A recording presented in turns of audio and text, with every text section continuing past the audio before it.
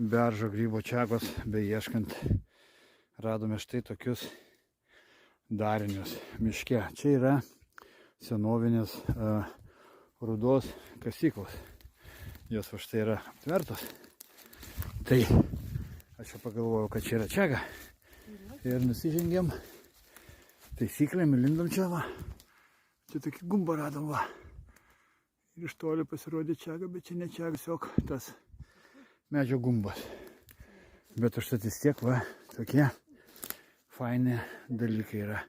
Čia visur yra įėjimai į senovinės šachtas. Čia iš viso šita vieta yra senovinės šachtų, na, toksai, kaip pasakyti, masyvas, ne masyvas. Čia senoviai kasė rūdą. Na, gerai, ieškom toliau. Kol kas šiandieną visą dieną, va, 3 vaikštam, nei vienos čiagos. Taip kad šiandieną kol kas dar pralašėm. Eini savo mišku ir štai surandi tokį statinį. Tiesiog kažkokia tai nei pavėsinė, nei kas, bet atstoginė. Čia vat gali savo šašlyką kepti, o čia įsivaizduoju gali miegoti. Nu tiesiog, kodėl ne, faina. Ir bandžiau čia prieiti prie čiagos, galvojau, bet ne, tiesiog grybas, tiesiog medžio gumbas, ne čiaga.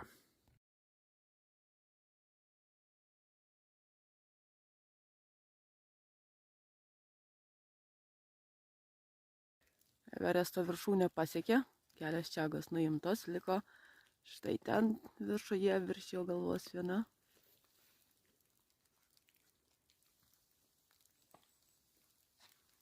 Hop. Ir